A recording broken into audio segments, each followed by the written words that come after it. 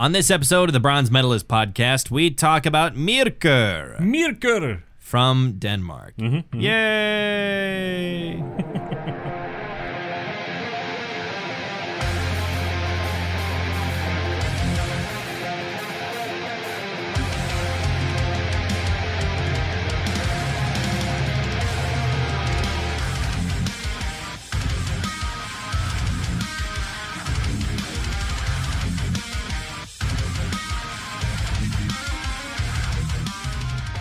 Hi, everyone. Welcome back to the Bronze Medalist podcast. I'm Kale. I'm OJ. And today we are wrapping up, I guess, Black Metal January. It is the end of January. It's already over.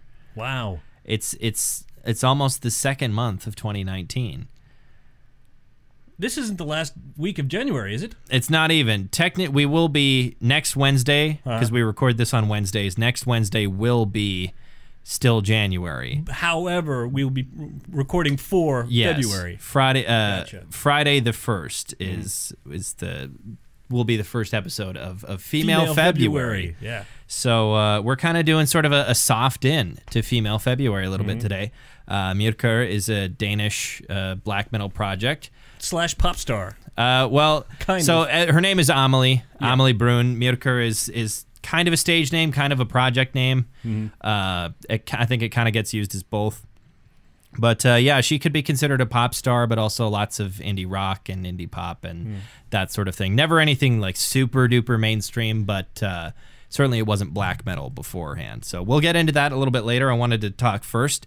I got some new vinyl, finally. New vinyl. It had been a bit of a dry spell since I'd bothered to go to the record store or buy some vinyl on Amazon. So I went down to the record store on Saturday to do some browsing and see what they had. And I picked up 3 albums because I had some cash from our Christmas party burning a hole in my pocket. So I picked up 3 of them. I picked up an Alcest album that I'm now struggling to remember the name of. Alcest is a, I believe French. I'm pretty sure they're French. Like post-rock, post-metal kind of ambient type band. They could be compared to Deaf Heaven or something like that, but they're not. No, they're usually not nearly as intense. And certainly the album that I picked up is one of their more bright and warm records. The one that came after it was had a bit more metal on it, but this one was sort of bright and warm. So something good for vinyl. Yeah, I suppose. Yeah, it's very. I mean, even the cover of the album is a sunrise, so it's gorgeous. It's a gorgeous album, and I've enjoyed listening to it. The other one that I believe it was Ghost Reveries by Opeth. I think was the one that I picked up. Pretty sure it was Ghost Reveries. It was one of their latter-day progressive death metal records. One of their last ones, I think. Before they sort of went just sort of rock. Well, it's like prog rock. I think is what I'd call it these days. And they did that in like 2010 is when they started doing that. So I think it's one of the last ones. It's not the last one because I think the last prog death metal album that they made came out in 2008. I think that was Watershed. Sure. Yeah, I got one of those. Have you listened to much Opeth in your time? Not a lot of Opeth. It's been sort of parallel to the other stuff I've listened to. Yeah. They're one of those bands. I might have to bring Blackwater Park one of these days, and we'll talk about that. It's much lauded. Yeah. Blackwater Park. Yeah, Blackwater Park I think is my favorite of their albums. And it's generally one of their better known ones from those days. The other one I got Moon Lover by Ghost Bath. Ghost Bath. I think it was Moon Lover. Yeah, because no, Moon Lover was their first album. Now I don't remember. I got their second album. I don't remember. It's got a moon on it and a skull and some stuff going on. It's a Ghost Bath album. It's a Ghost Bath album. Oh boy, I thought I had all the names in my head, and they're just complete. Star Mourner is what it is. And they're from Minot. Yeah, they're from Minot, North Dakota. They've only played one live show here, which is the one that I went to. Yeah. I was there.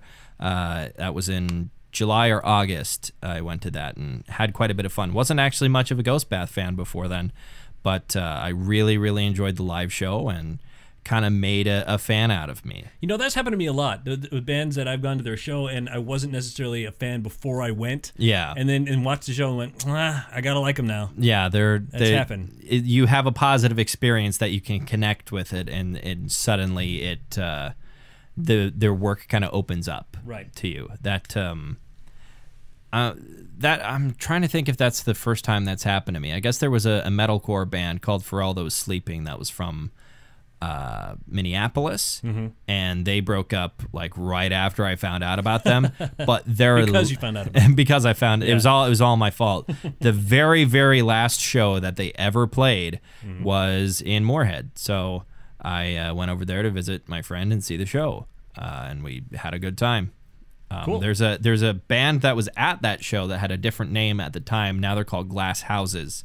That is from Fargo, and they've actually gotten relatively popular as far as metalcore bands go. They've gotten fairly popular these days, so it's cool to see that. And I've met their vocalist like a whole bunch of times, and he's like, the first time I met him, he had just one full sleeve. Now he's got 2 full sleeves. His entire chest is covered. Like he's got. You're talking about tattoos. Yeah, amazing tattoos.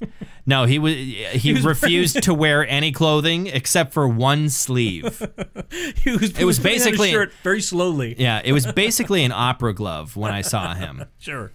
And then he added another opera glove, and it was like assless chaps, but for your arms. Chestless shirt. A chestless shirt. I think we've invented. I think we've. Yes, we've invented a new genre of clothing. Genres of clothing. Is it a genre? Is shirt a genre? I think it is, like as the torso pants. Yeah. Put on my torso pants today. So. You hurt yourself this week. I did. You want to tell people about what happened? Okay, so this elderly meteorologist who's a friend of mine. He's not that old. Well, he's in his 60s. He's older than you. He's older than me, and he said, "Hey, you want to play racquetball? Because we played racquetball before." Let's get that open. Yeah, there we go. Got our. What brand is this? It's called Squatters. Squatters Double IPA. Tasty. So he says, you want to come play racquetball? And so, yeah, of course I want to come play with him before. And went on Monday, and he's taking it easy on me. And I'm all over the place. I'm like, whap, whap, whap, and I'm jumping for it. You're not supposed to jump for it, but I jumped for it. And I hurt my back. I could even feel the moment when my back went ching, and I'm like, I'm done. That's it. That was yesterday. You brought a cane to work. Yeah, yesterday I'm walking with a cane. Because I can't stand up straight. Yeah, you were hobbling around like an old ass decrepit man. Yeah, and he wiped the floor with me. He did. That's experience. That's what that happens. I feel like I probably also would have hurt myself. Yeah, I'm a fairly sedentary person. Like now, we're sitting in chairs. Yeah, this is our activity. We're sitting down. I'd be interested to see someone record an entire podcast standing, though. That would be kind of a weird vibe, to be like in person and standing across from each other to record a podcast. You know, it's funny, you don't know this about the early days of radio. What we used to do is we used to have the microphones up to where you were standing for the most part for most of your radio show. Really? Yeah, and they had chairs, but they were up elevated, so you could sit down. Okay. You could sit down, but you did a lot of your show standing up. I was gonna say, because the picture in my mind of most DJs from the olden times, even far before you would be working, even is still sitting. Sure, is the way that I picture it. So I guess I didn't realize that all of that would have been elevated. It was elevated a bit. Yeah. Was there a reason for that? Because you have kind of a volume button in your butt. I don't know if you know this about. Because you have some theater experience, yeah? Oh, okay. So like for projecting and that sort of thing? Projecting and getting the energy out. I completely took what you said the entirely wrong way. Like there's some sort of mechanism down there? What? Your tailbone is a button. Yeah. And if you stand up, you can use your diaphragm a little bit better to push things out. You be okay? Yeah. Just trying not to puke when you burp? Or? No, just don't breathe beer. That's a bad idea, generally speaking. Don't do that. Don't take it. Don't inhale it. Yeah. Lungfully. However, if speaking of butts, you could put it up your butt. You could put the don't butt chug. Don't either. butt chug a beer either. I guess unless that's the thing you're into. I mean, I don't think I'm not going to judge. I don't think people are into butt chugging. I think that's just something that people who want to get irresponsibly drunk really quick do. And there are people who are into that. I think that's a thing. Well, yeah, it's like essentially the way I understand it is when you do that, the alcohol metabolizes faster or something like that, or it doesn't metabolize faster, but like it's almost like it bypasses your liver. I think that's actually what it is. Is it like goes directly into your bloodstream? Yeah, the alcohol goes directly into your bloodstream, I think is what it is. So like when you take a suppository. Yeah, basically. Yeah. That's exactly what it's an alcohol suppository, essentially. And it's also a fantastic way to get alcohol poisoning. I don't know, fantastic? Well, if it's the goal you're going for, then it's fantastic. That's fantastic. If that's what you want to happen. I took a beer in my ass. I shoved a funnel up my butt and almost died. You didn't do this. For the record, I didn't do this personally. I'm doing a character right now. Exactly. I'm doing a bit right now. I've never actually done that. No. I don't think I've ever even shotgunned a beer. Well, I think I did once. Sure. In my kitchen over the sink because even though I was shotgunning a beer, I was being responsible. Sure. Because you didn't want to make a mess. Yeah, because I think it was literally just, hey, I've never shotgunned a beer. Let me give this a shot. Gun. Hey. Gesundheit? Thank you. Godzilla? Yeah. All right. Godzilla? You mean Gojira? Gojira. Where are the whales at? I have to find them. We already did that album. I watched, they did there's a festival in Poland that's called like Pole and Rock, which is kind of clever. And Rock. Yeah, Pole and Rock. And apparently it's more of just a general rock festival. It's not a metal festival, but apparently last year Gojira was there. And so there is an amazing live performance video of the whole concert. It is some of the best recording quality I've ever heard for especially a festival show, and it sounds fantastic, and Joe sounds absolutely great. Nice. So he's kind of mastered where he doesn't really do straight up growls anymore. Most of what he does is like this half sing, half scream. Right. That is it's rough but still melodic. Yeah, and still in key. He does that. He has mastered doing that. He doesn't, like I said, he doesn't quite so much do straight up growls anymore. It's mostly just, it's that. Most of the growls that he does tend to be also multi-tracked with one of those melodic screams or yells or what have you. But it comes over well live. Yeah, it sounded really good, I thought. Speaking of live performances that I watched, there was something, it came out in 2017, but I hadn't listened to it, and they eventually put it on the deluxe edition. It's Fit for an Autopsy. Oh, sure. They did a live performance at this like studio, but also venue, and it was called the Rain City Sessions, and they put that as bonus tracks on the deluxe edition of The Great Collapse, which is their most recent album, and that actually sounded great. I hadn't seen the videos, but like their vocalist would be Joe Badalato now, instead of the other guy. I don't remember his name now. I don't either. But he sounds fantastic, and he can also kind of do that half scream, half sing, which is really impressive. But then also very impressive growls and whatnot. So yeah, check those two things out. Check out Gojira at Poland Rock and Fit for an Autopsy Rain City Sessions. They're both very impressive, I think. All right. So do we want to get into it? Let's dive in. Let's dive in. So we kind of did more of a general overview of Myrkur. We didn't pick any specific album because she doesn't have a ton of material out at this point. Just 2 full-length albums and an EP. Yeah. And I decided maybe it'd be a good idea for us to check out all of them, because even in that space of work, there's some fairly different ideas going on in each one. So sort of a little bit of the history on Amalie and the project that is Myrkur. She has been making music since 2006. Her father was apparently also a musician. and she wrote her first record with him. And she's a classically trained musician. She didn't train herself or anything. She's classically trained as a musician. She's a singer-songwriter, and she's done instrumentalist. She's a multi-instrumentalist, and on a whole bunch of things, not just guitar, drums, bass, but also with a whole bunch of Nordic folk instruments and whatnot. Yeah, what was the one you were talking about that she was playing? I believe it's called a tagelharpa. Tagelharpa. It's got strings and keys. Tagelharpa or something like that. It's there's a couple of videos on the Myrkur channel of her playing, and it's got strings and a bow, but also keys on it. Basically, they're not like ivory keys. They're like metal keys, like you would have almost on like a woodwind or something like that. Like a saxophone. Yeah, but they sort of jut out. They're not flush with the instrument. But it's a very interesting instrument that I had not seen before, and she plays it very well. So it's all the instruments. Quite a few of them, I imagine. I'm not sure if she plays other stringed instruments, other bowed and stringed instruments as well. I'm sure she does. She seems to be very, very multi-talented. So Myrkur began, I believe, in, it'd be 2014.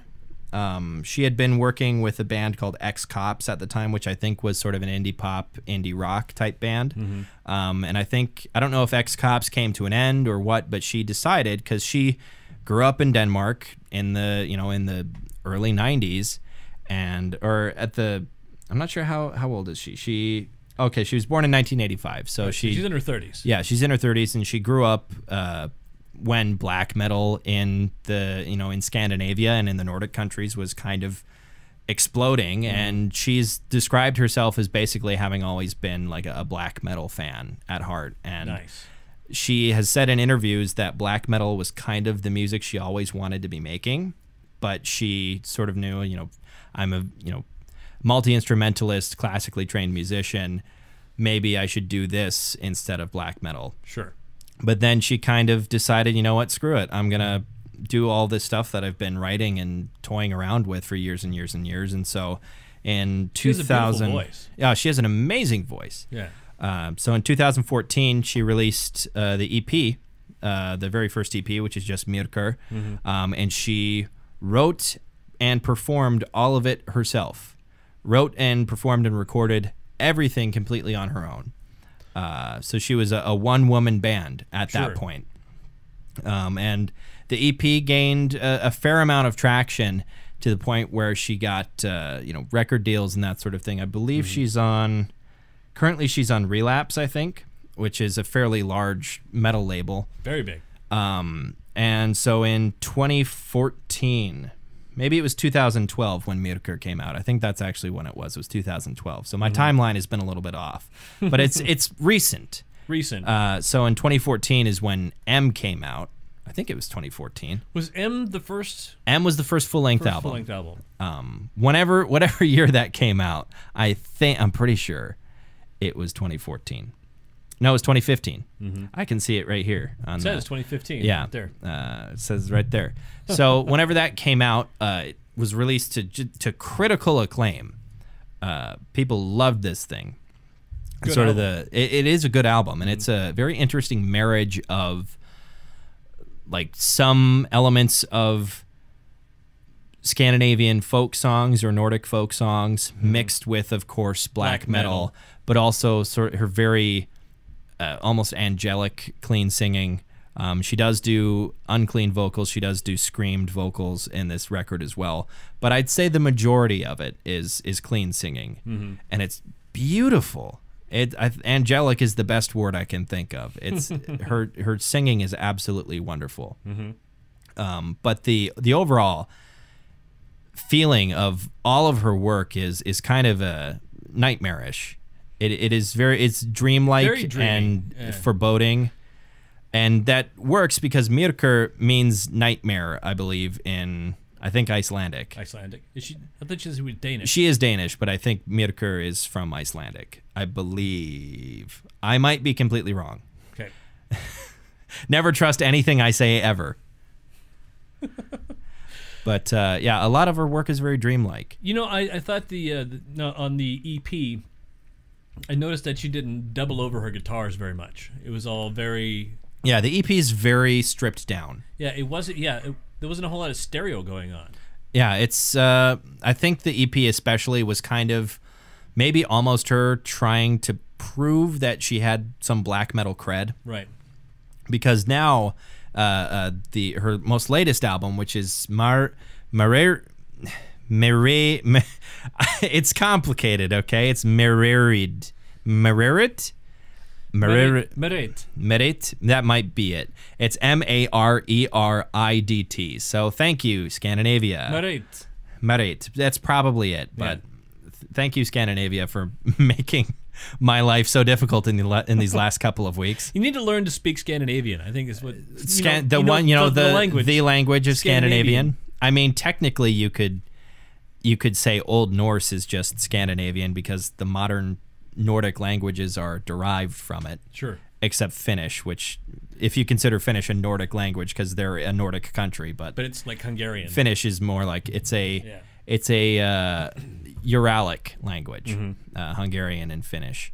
But yeah, I don't know how to pronounce the name of the album, but it came out in 2017, and it features, I think, a lot more varied work even than M. It's sort of a scale of going from this very stripped down and very raw, more black metal sound on Myrkur up into this most recent one that features a lot more atmosphere. Right, it's even more dreamlike than earlier work. And that's, I think, very much on purpose because a lot of the content of the album, she has stated, was derived from a lot of very intense sort of nightmares that she was having, brought on by stress because she was receiving death threats and stuff like that from being a woman trying to make a black metal band work. They're all from Varg.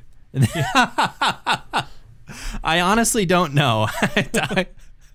Varg is a lot of things, most of them bad, in my opinion. I don't know how he feels about Myrkur. Some of the other people from Mayhem obviously don't have negative feelings about that because they have been in her recording sessions they've actually recorded with her. Both her full-length albums. They have been part of the recording and I think part of the touring crew. So other members of Mayhem, not that Varg hasn't been a member since 93, but right. Other members of Mayhem certainly seem to have a differing opinion. If that's completely unsubstantiated, saying that Varg did it, but yeah. So she was having kind of a pretty rough go of it, some bouts with depression and that sort of thing, and so Merit is probably Merit. Merit. I want to see what the if it says what the name means here on my notes. Merit is Danish for nightmare, not Myrkur. Merit. Yeah, Myrkur is it's Danish and it is Danish. Okay. What the heck? Let's see. I got my notes here. Let me flip through my notes like I'm a dungeon master that doesn't know what he's doing. Yeah, I need a dungeon master screen. What does it mean? Black metal musical project. What does it mean though? What does it mean? I don't know what it means. We don't know what it means. I don't know. I don't know what it means. I thought I knew at some point, and then I was wrong. Maybe it's just a name? Could be just a name. I don't know. You look it up. Well, you have a digital implement in front of you there. But yeah, so Merit is a nightmare, which is, I guess, derived from the subject matter of the album. Yeah, she was having a rough time, and so that was the ultimate result. We keep on talking. Chelsea Wolfe seems to come up so often, or relatively often, on this podcast because she's on 2 different songs on this album. On this particular album. Yeah, on this album, she's on 2 different songs, and sort of, it's almost like if you are making a really spacey, like atmospheric album, Chelsea Wolfe is like, hey, let me get in on this thing. It's not to say anything bad about Chelsea Wolfe, because I think she's great. I haven't really listened to most of her stuff, but everything I've seen that she is featured on, I've thought she added a fair amount of good stuff to. It doesn't say what it means. Okay, maybe it's just a name or something. Just a I don't name. know. But it's the name of the project.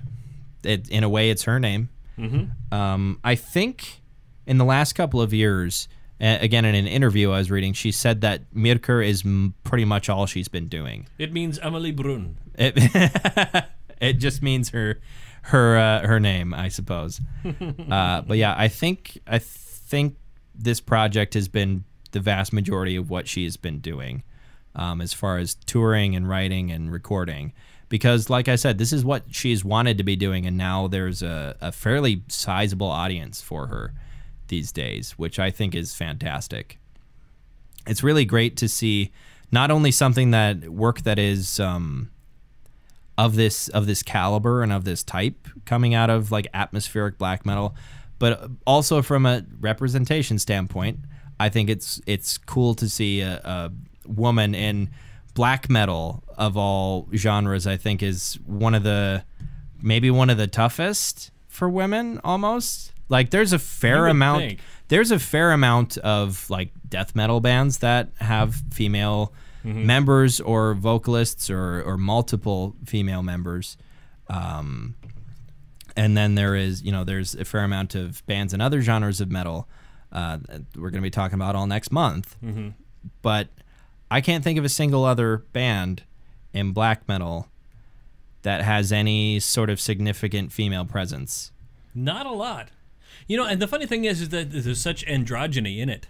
Yeah, it's a lot of really skinny dudes wearing a lot of makeup, and they got long hair and whatnot, and wearing tight outfits. But I wonder if it's ever happened where there was a black metal band and the singer was female, but nobody knew.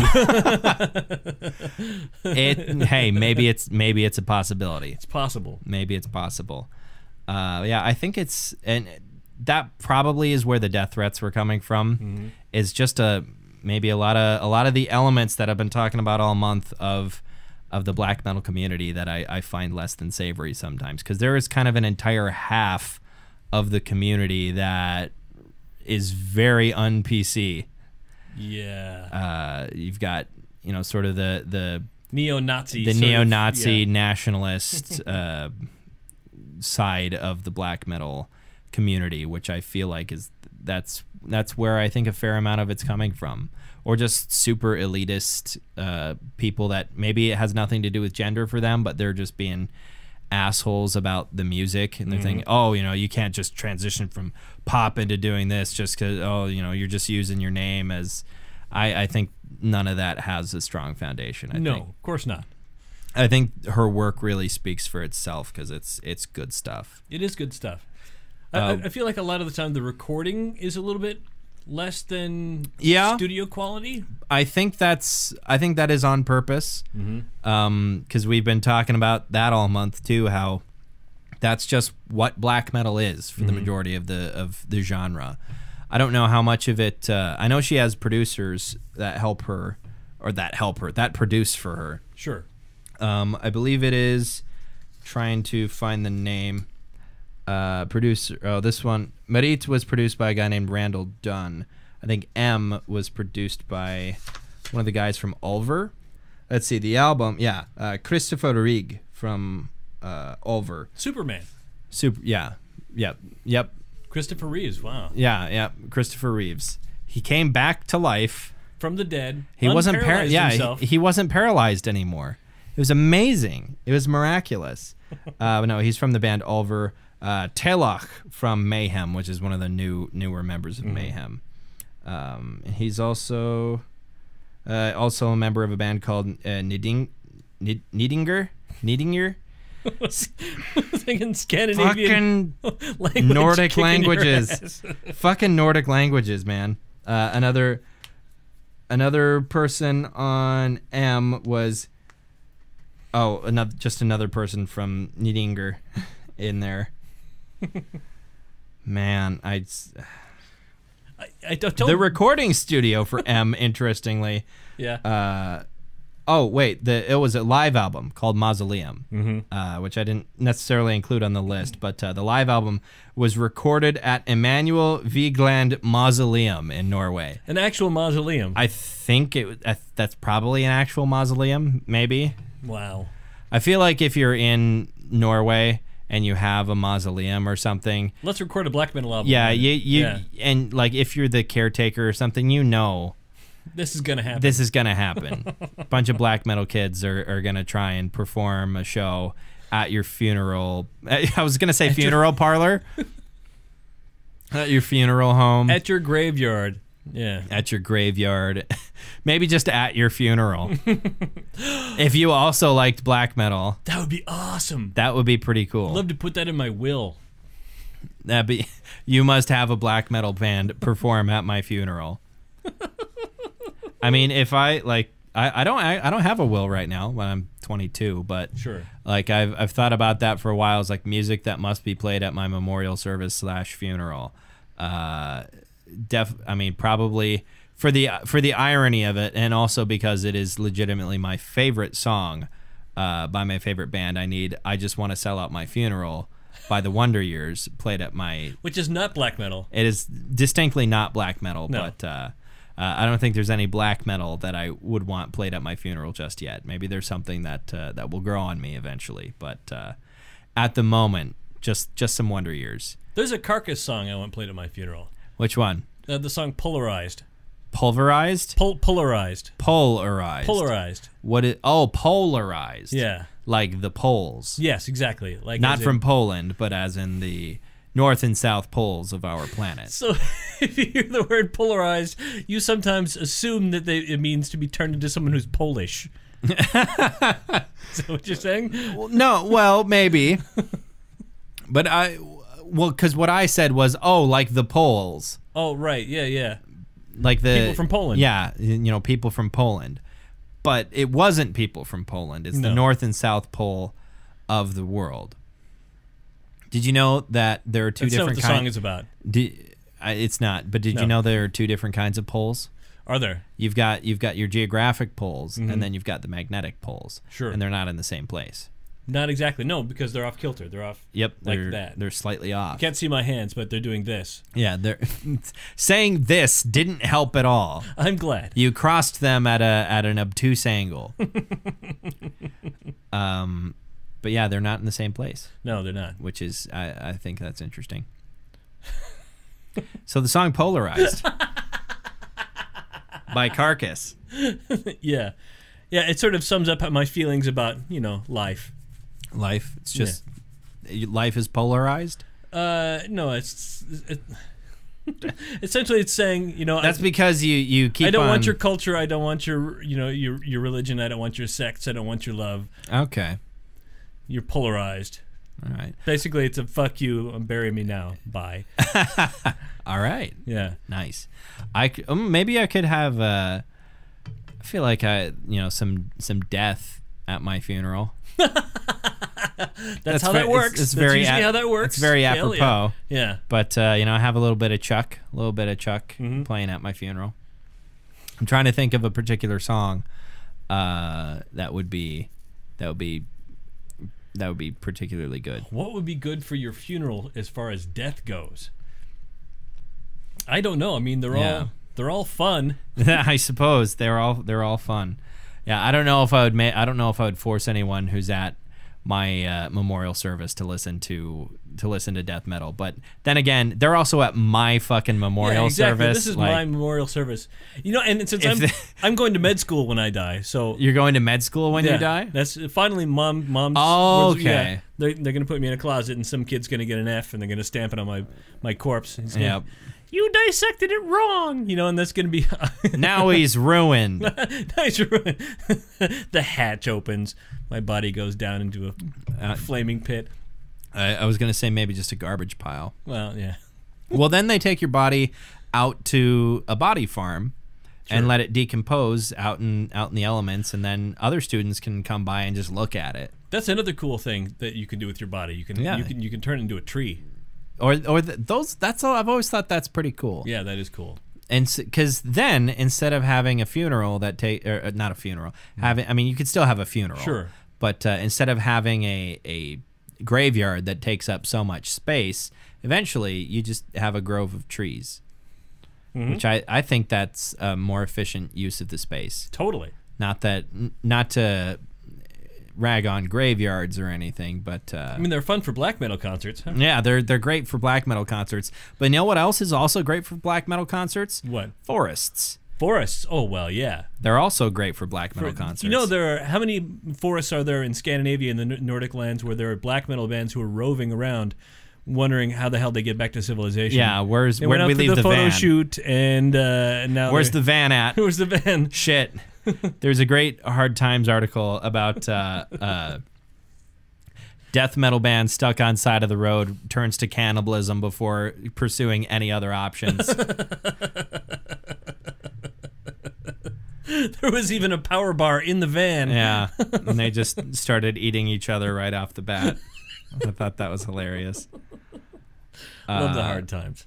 Yeah, the Hard Times is fantastic. If you want like hilarious, like Onion level writing but applied to punk and metal, definitely check out the Hard Times. They also have a gaming blog there called Hard Drive, which is generally of the same quality. Keith Buckley of Every Time I Die writes for them every so often. I think he's got like 2 or 3 articles. Love me some E-Tid. A little bit of E-Tid. I gotta bring them one of these days. Do some low teens. Definitely. Or maybe dig on back to like New Junk or something. Oh yeah. Although New Junk is not that old for them, because it could go all the way back to Hot Damn or First Night in Town, which is a little bit rougher. A little bit rougher honestly, around the edges. A little bit rougher around the edges, but yeah, E-Tid's good stuff. So what was your favorite of the Myrkur tracks? I mean, what was your favorite track? I have one. I can't think of the name, and I don't think it was... Well, because it's all in Scandinavian. It's all in Nordic and Danish. Parts of Merit were sung in English, but all of M and Myrkur, I believe, were in Danish. So there was one on M. Where is M? You have that? I don't have one for M. I didn't want to waste that much paper.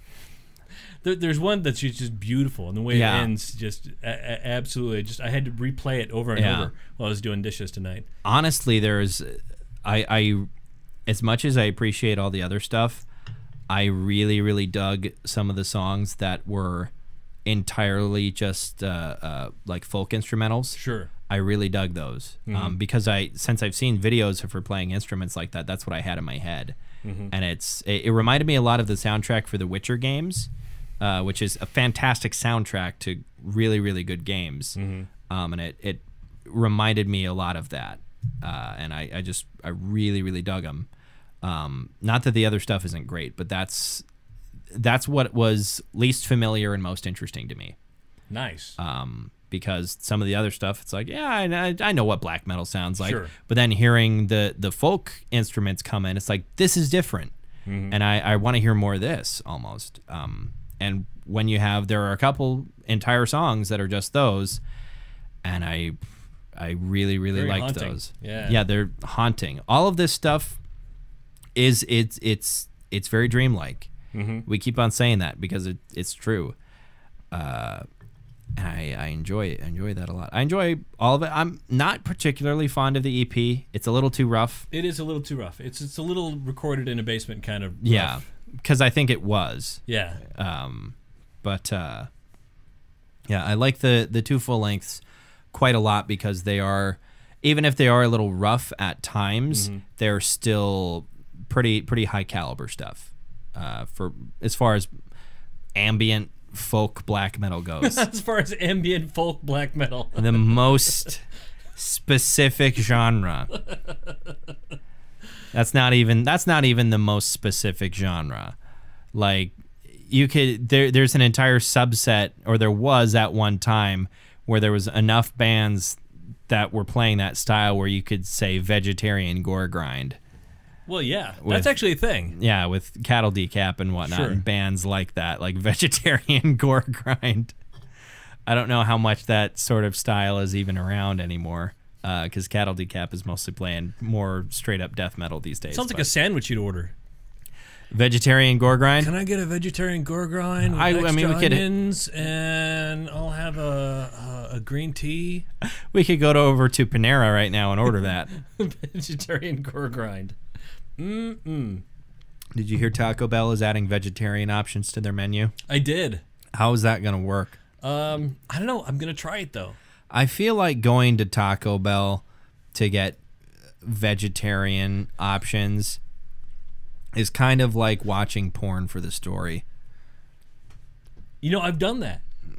Haven't you done that? Haven't you No. sat down and critiqued the acting in a porn? I mean, I've laughed at it. I haven't Sure. critiqued it. I haven't said, "Oh, she could do better." I've been like, "Yeah, this sucks, but this is not what I'm here for." I feel like, you know, when I watched Anal Intruders 14, if I hadn't have seen Anal Intruders 12, we could have just skipped over 13. and the plot, see, because there was so much redundancy in the elements of what the characters are trying to portray.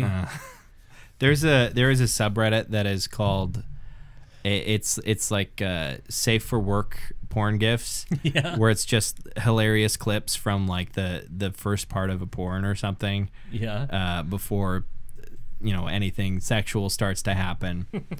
And I think my favorite like introduction to anything is the lemon stealing whore. The lemon stealing whore. There is a video that there's a couple that's sitting on this bench in their yard, and there's a lemon tree behind them, and they're just talking about how much they love their lemon tree. And it's like really bizarre and awkward. And then this woman in a fishnet like body stocking Sure. Walks up to the lemon tree while they aren't looking and starts stuffing lemons into her body stocking. And then the couple sitting there is going, "Hey, we haven't looked over at our lemon tree in about 30 seconds, right? I suppose we haven't. Let's look over there." And they see this woman, and the guy just goes from being kind of goofy and smiley, and then immediately goes, "Hey, what the fuck?" It is fucking hilarious.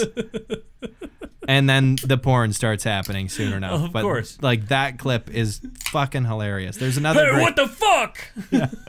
She's stealing our lemons. In her fishnet body stocking. There's another one where there's a guy taking a bath in this bathtub.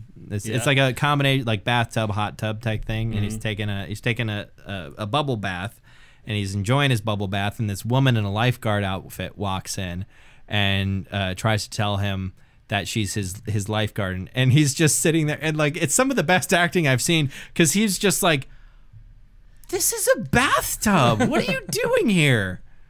I don't need a lifeguard." She's like, "No, it's okay. Nobody should swim without a lifeguard." He's like, "Whatever," and she tells him that there is a shark Sure. In the water and that he needs to get out, and he's like, "There's no shark in the water. This is a bathtub.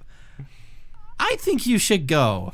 And she goes, "I think I should stay, and I think we should have sex." End of intro.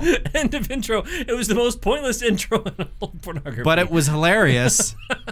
It was legitimately funny. Like, there are so many of them that are so bad they're funny, but I do appreciate some of them where it's like, oh, this is actually funny. But again, that's not what I'm there for.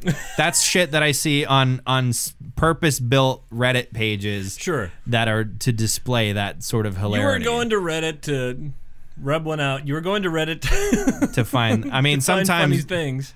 I don't want it. My mom listens to this shit. Mom, if you're still listening, what the fuck? What the fuck? Hey, what the fuck?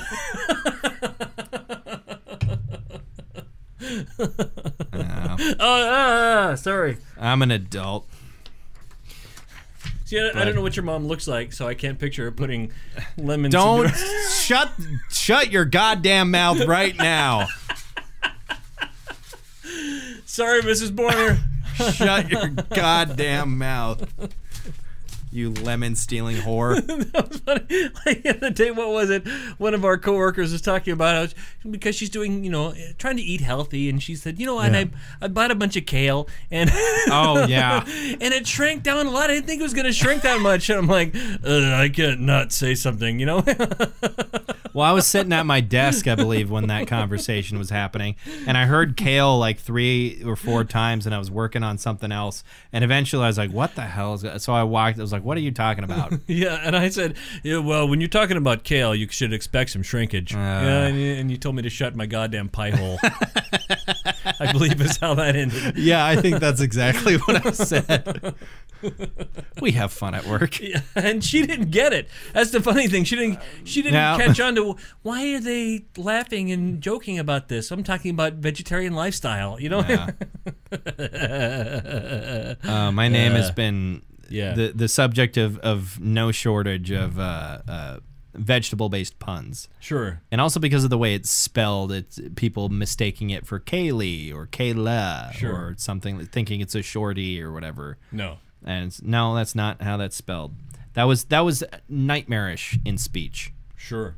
When I did speech in high schools, because every judge that I hadn't had before would almost always say it wrong, and then the ones that did, I would be like, "You're great, by the way." The ones that said it right. Yeah, the ones that said it right first try, and it's like, "Thank you, thank you so props. much." And because in my last 3 years in speech, I did some poetry pieces.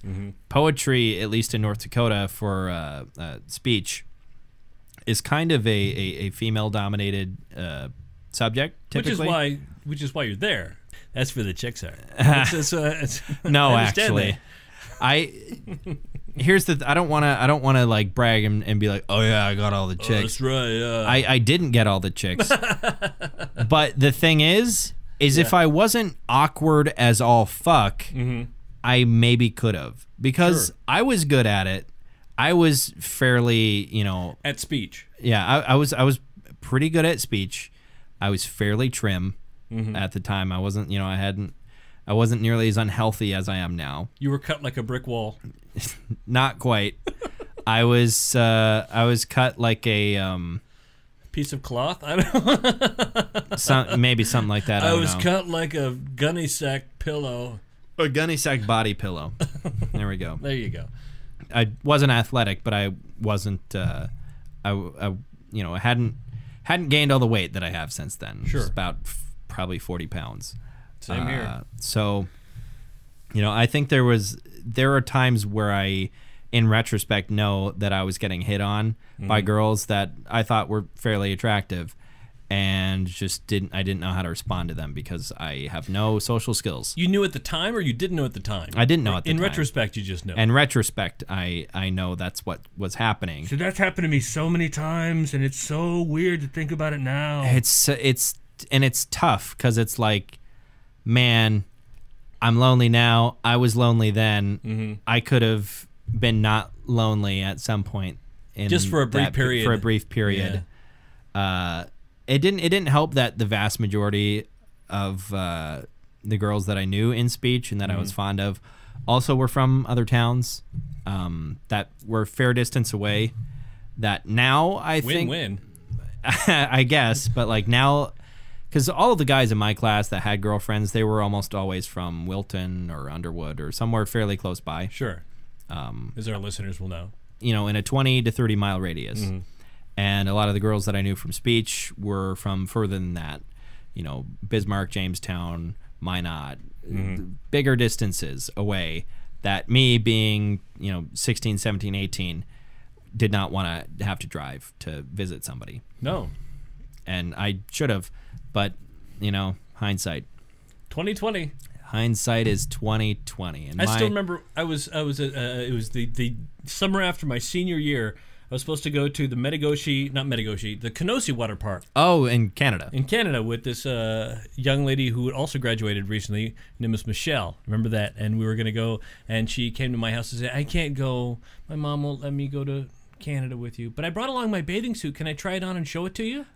And my mom and dad weren't home. I was the only one home. I was alone by myself. I was playing Super Mario Brothers. Okay. And she put it on to show me. And she said, "What do you think?" And I said, "Yeah, it looks great. Yeah, too bad we can't go to the water park. You want to go blow up some fireworks?" So that's what we did. We went to blow up some fireworks. She put her clothes back on and she went home. And at least you did something. You did something. You weren't like, "Nah, I'm just gonna play Mario." That would have been worse. Yeah, it probably would have been worse. Yeah. At least you went and did an activity with her. I would have said, I want to play Mario now." That's what I would have done. But so did you later have a horrifying realization? Yeah. Later on, I mean, it was like a decade later. Yeah. It just dawned on me. Oh, you idiot! We were 18. She was hitting on me. It's tough.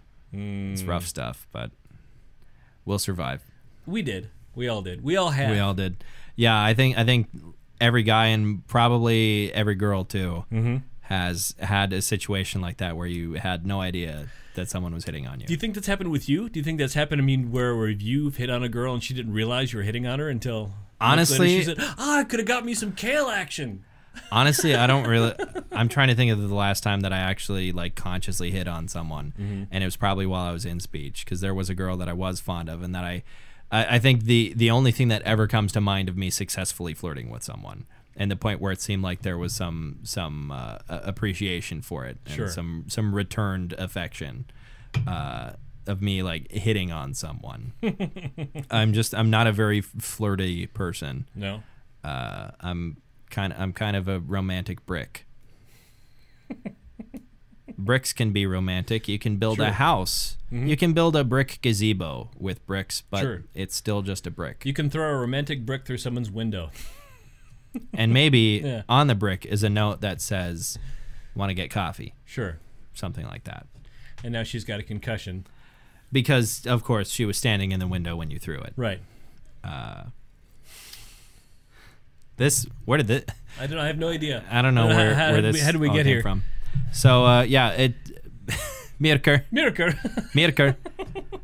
It's really good stuff. I think especially the two LPs are very dreamlike. Especially the second one. Yeah, especially the second one. Yeah. Even the first one even has its moments. The first one is a little bit heavier. Yeah. That is one thing that I believe they were talking about. Some critics were talking about with Metalist is about how she really could have doubled down on the black metal side and didn't. And she didn't. She chose to do something different instead of saying, "Hey, I'm just going to do what tons and tons of people have done before." She did something that I feel is different and fairly unique. And it was good. It was very good. And she did it very well. So if you are, I think it's a fairly good introductory point for like black metal in general. If you are looking for something that has a little bit more going on than just the Satanism and the cold atmosphere and the it's there. Yeah, it is there, but it is not all there is, and I think there is a lot more interesting stuff that is going on that can draw somebody in. Sure. So if you're thinking, what, if any, albums from this month should I listen to? Maybe this one. As a start, and then delve into something. I'd still recommend a little bit of a little bit of Dimmu Borgir. Yeah, Dimmu Borgir. Couldn't remember it. Scandinavian words. They're putting barcodes. What? They're putting barcodes on the side of Norwegian ships and warships. Right. You heard that? I didn't know that. So that when the fleet comes back, they can Scandinavian. How? Did you make this joke last week? I made it at work. Okay. I didn't think I was going to catch you off guard with it again. You know the amount of attention I pay to everything, which is very little. Yeah. Quick joke about Denmark in the Danish language. Okay. Or not a joke, but just something that I find that tickles me is a lot of what I've heard of other Scandinavians talking about the Danish language is that it's just Swedish or it's just Norwegian, but with a mouthful of marbles. Sure. And I've heard like some Danish people talk with like strong Danish accents, and it's it sounds weird. It does sound marble-ish. It sounds marble-ish. But Myrkur. Good stuff.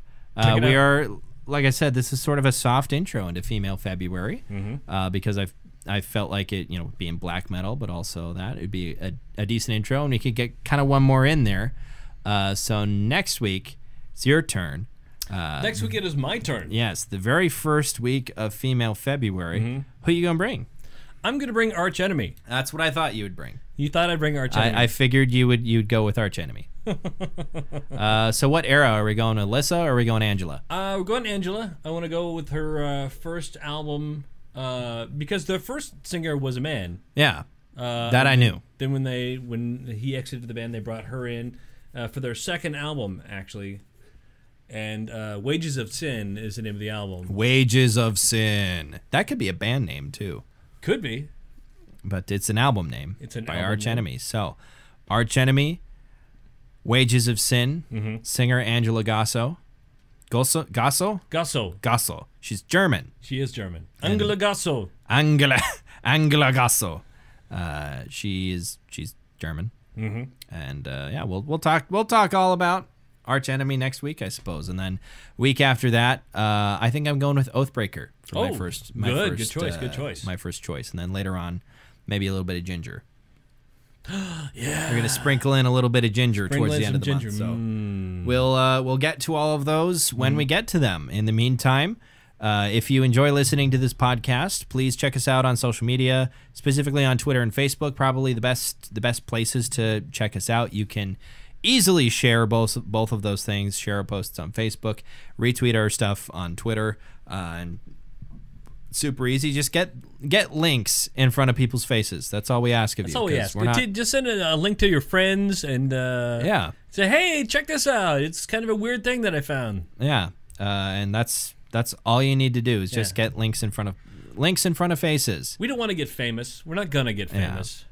And the thing is I am far too cheap to pay for any manner of advertising because I am really I really don't care for the way Facebook has sort of I was gonna say monetized advertising, but that's like legitimately what it is. But like they kind of cap what your natural reach would be via their algorithms, where it used to be a lot more free form on Facebook. So now it's a little bit harder. So we kind of rely on listeners like you out there to share us with people. So go ahead and do that. I suppose that's about it. So thank y'all. Thank you very much for listening to another episode of the Bronze Medalist Podcast. I'm Kale. I'm OJ. Congratulations.